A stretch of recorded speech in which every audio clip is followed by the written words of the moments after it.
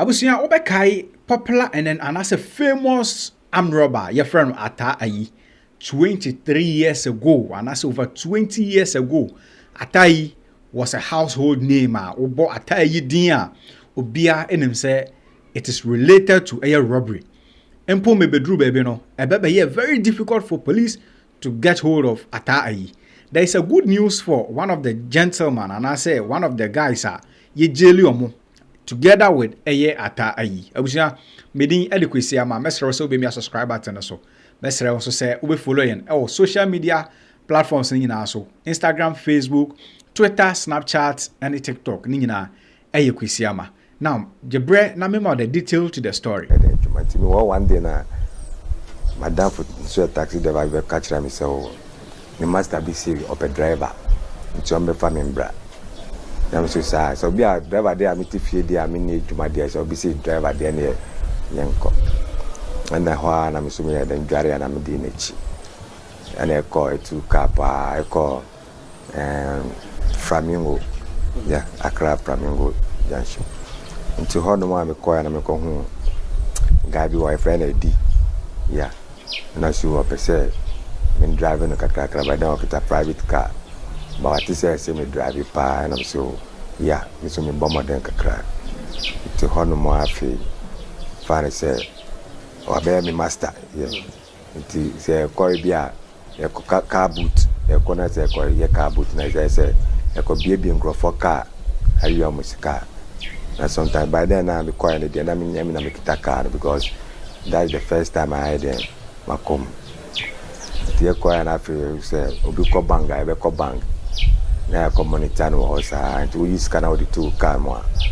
That's where they do chinti. The beer when you go park your car, I say, "The chanda say hono." And man says, "Scan over your car now. We make it our bag." I say, "You shim free some night." Over 23 years ago, Ena Ataa Ayi Hunsem Esoro Wokrom has say, Emma, at a point where police Eshisha Ataa Ayi acheno no, ubedru region way no, sa wakwachi Ataa Ayi no, obeteno na Ataa Ayi is performing another robbery in a different region.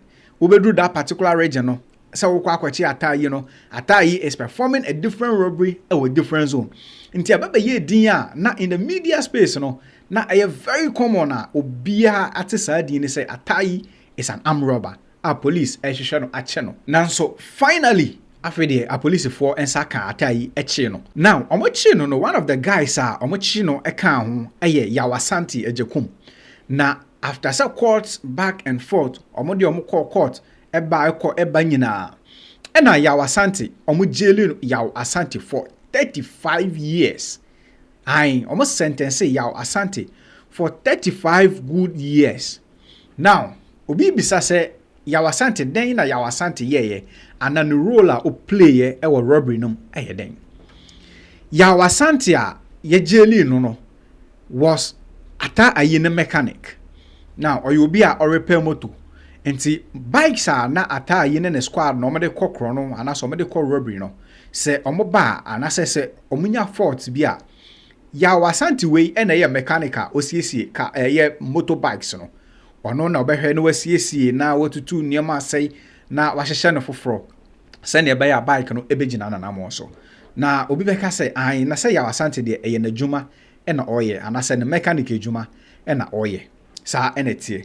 Now after some che Ataa Ayi no they were looking for accomplice omoka Ataa Ayi hu omodi sa dwuma no na omohwehwe mu akoye no hu se no hanum say ena Ataa Ayi ene ne ganga na asa ne nkrofo omo be repair omo motorbikes ana say omo siesi omo moto nti se sade obviously sa Yawasanti we oya mechanic no obenim ade no ho bi ena police for ekofa Yawasanti so ka. Now Yawasanti try so be proven innocent say onim ho hwe nanso according to that preliminary investigation some way no na say Yawasanti no ewo eye Ataa Ayi number krasan ewo ne phone so enti no say oka say wonnim no ana wonnim ho hwere it becomes as if say because say ya che wonti na opese uyi ho frame enti no enkomra back and forth na court a sentence Yawasanti so for 35 good years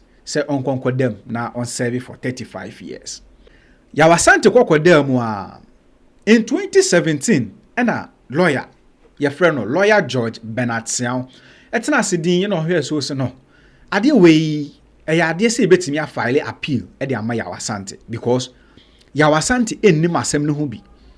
Until from 2017 and lawyer George Bernard Siao started so odi case n'echi eye appeal e case no ho a and also ebebe back and forth sa na me no e kasa nyina as at that time a omo file appeal ni nyina na Yaw Asante ne 35 years jail term ne de is still holds odam a or serve together with Ataa Ayi nso edem. Now lawyer yi edi case n'echi back and forth on the day Omo yes anasa court yes obetena asem no so na wama judgment no lawyer no kokopiem e wo court na judgment no amma so on the day, and this is what lawyer George Bernard Siao ekai. My client's name is Yaw Asante Ejekum. He used to be a motorbike repairer, and the link with Ataa Ayi was that basically most of the bikes of those armed robbers in the Ataa Ayi fraternity were repairing their bikes at his workshop. So when the suit was made on Ataa Ayi, for some reason, because they saw his name on their phones or whatever, in a way they added him to the conspirators for the robbery, armed robbery. And he had no counsel, and unfortunately he was jailed together with the Ataa Ayi guys to a period of 35 years, and he's been in prison. But when I got wind of the case through the efforts of the then governor of Southern Prison, I looked into the case and I felt that there were some grounds of appeal because there was no evidence to link him either with the conspiracy or with the actual operation carrying out of the robbery. So I filed my appeal out of time, obviously, but the court agreed with me, and then it's been a long journey. It's almost 8 years now because first of all the records of the court were missing. We had to go to archives, we have to do a whole lot of things. So the appeal is now ready and it's now for judgment.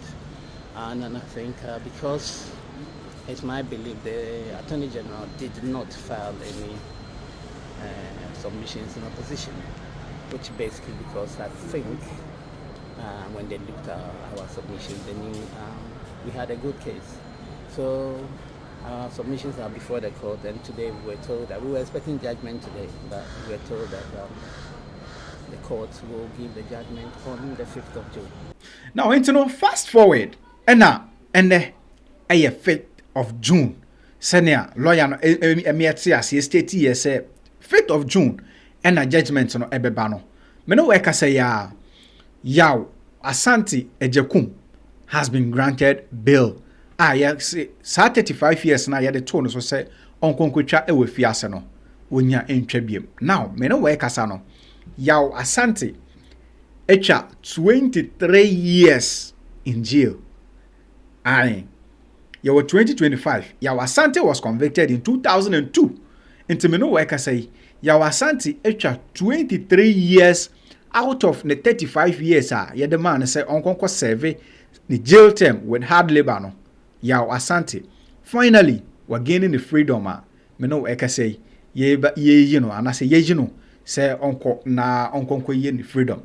Now this has got social media talking. This has got social media talking. Say, in 23 years, this gentleman, the life in what di with fiasano. What is next? What is next? Now, obi ebisa say na obi a yesusu say oka humponi and na yamanus 35 years there. And yet the main acts, no, and I said the main performer na oye armed robbery ay Ataa Ayi, no. How long was he sentenced? Ataa Ayi was sentenced 160 years jail term. And Ataa Ayi 160 years jail term with hard labor. And so koko chane 160 years no wie na sɛ Nyankopɔn adom ɔte ase na sɛ ɔwɔ nkwa a na sɛ yɛbɛyi no sɛ ɔmmra fie na ɔmenya no fa ahodie. Now the question a yɛn nyinaa yɛbisa no sɛ will it be possible sɛ obetumi atwa saa 160 years ni nyinaa wie? Ɛno no ɛyɛ question a yɛn nyinaa yɛduru hɔ no mu a yɛbɛyi ano. Now me ne wɔyɛkasa Ataa Ayi ɛyɛ obi a ɔwɔ fiase wasesa ɔka nyame asɛm otu amanfoɔ fo ɔde ɔno akasa na brabo ɛde tu amanfoɔ fo ɛwɔ fiase. But currently the amanfoɔ ɛdi ho nkɔmɔ paa ɛyɛ yaw asante ni jail term na ɛyɛ 35 years a wɔtwa mu 23 years ɛwie no wɔtwa mu 23 years afei ɛna court ɛho sɛ abrante no ne ho son na mom ɛyɛ sɛ na dwuma ɛna na ɔyɛ as a mechanic a osiesie motorbikes nti obi ɔde ne bike bɛba bia de ne de ne sɛ ɔyɛ adwuma anaasɛ osiesie ɛde ama nipa koro no sɛ nipa ne de kɔ hen anaasɛ ɔde fa hen sɛ ɔde kɔ akɔyɛ dan de ɔno ɛnya hɔ ɛna ɔhwɛ. Now, one of the things on social media for a year, and I say, Omo Prezi, a lawyer George Bernard Siao, our initiate a appeal from 2017. I would dear till now. Emma this young man, Enyana Fahudi and Nano. But questioner in the Pebble Abisane say, what is next? Or mine, Dane or mine, Ebeye, Ediama, this young gentleman, and the 23 years life, and I'm 23 years no, in the life in our wasty, our prison. I went to me and find you be beer. Amfama no obusu amenu wadwen kyerɛ ɛwɔ nkɔmɔ ho na mo betumi akyerɛ wadwen ɛwɔ nkɔmɔ ho ɛwɔ comment section nim na mo mama remfi sɛ oba subscribe to channel no na wa like video we na wa share sɛ ne abɛyɛ a afoforo ebehu no mo ho sɛ yaw asante a ebre bi atwam yɛde korɔ no ɛto no so together with Ataa Ayi issue a ɛba app no ɛnɛ wade no ho a na sɛ ɛnyɛ ɔno sɛ anase onim saa bɔne no ho onim ho bibia medin ɛde kwesiama bɛsrɛw. Say over share video. Accra. Bye bye.